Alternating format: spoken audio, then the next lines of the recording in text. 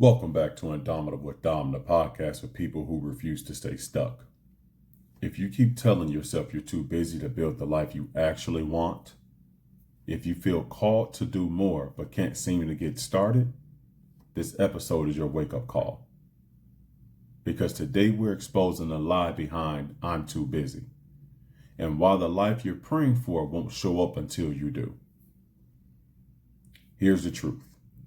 Most people aren't too busy. They're too scared. Too scared to fail. Too scared to succeed. Too scared to be seen trying. So they fill their time with things that feel productive. Research, planning, perfecting, praying for clarity, but never moving. Sound familiar? Then this episode is for you.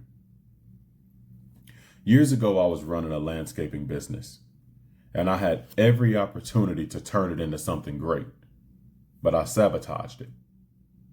I over-researched, over-planned, told myself I was working, but I wasn't building. I stayed up for days watching videos, making spreadsheets, convincing myself that it was wise to wait until it was perfect. But deep down, I was scared.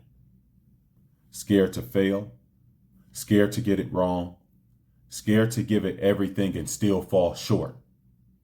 Eventually, I lost it all. I called it bad luck, but the truth, I avoided the very work that would have saved it. And when that hit me, it was a mixed bag. Guilt, sadness, confusion, even frustration with God. But underneath all that emotion was peace. Because I finally knew the truth. Avoidance wasn't protecting me, it was robbing me. Here's what I know. Busy is often a mask we wear to avoid responsibility. We tell ourselves we're too busy to write, to launch, to heal, to grow. But we make time for everything else. Because the moment we start, we become accountable. Not just to do the work, but to become the person that it requires. And that's terrifying. We're not afraid of the work. We're afraid of what it might reveal. That we wasted time. That we were scared of success. That we carry generational patterns of avoidance that we never belong to us. But none of that changes your call. It only delays your destiny. And when I got into the word, specifically Proverbs, one line hit me harder than any productivity podcast ever could. Go to the ant, you sluggard. Consider it ways to be wise. The ant doesn't wait to feel ready. It doesn't plan. It doesn't need permission. It just moves. And I realized I had mistaken motion for progress, planning for obedience, perfection for wisdom. God honors motion, not just preparation. The book of Proverbs changed me.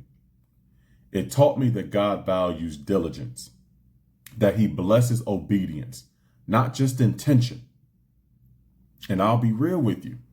I'm still learning how to rest. Still learning how to stop when he says stop. But I know this now. I'm not called to avoid. I'm called to build. And the only thing standing between the call and the fruit was me. So let me ask you this. What have you been too pushy to do?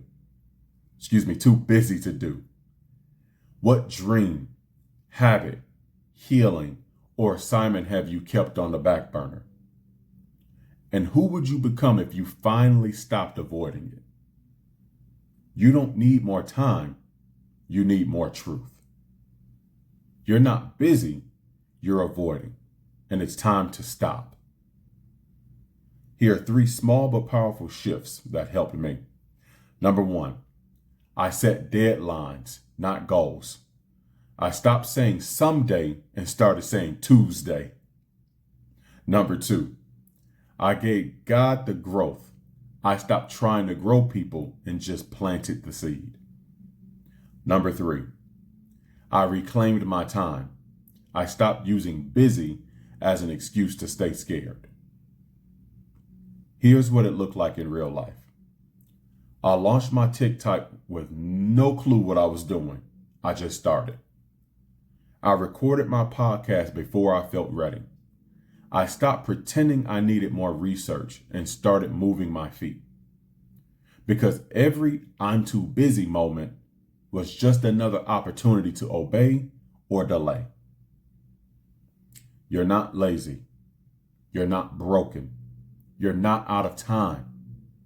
You've just been avoiding the one thing that scares you enough to grow you. You don't need to be ready. You just need to be willing. Plant the seed. God will handle the rest. I want to close with these 2 scriptures.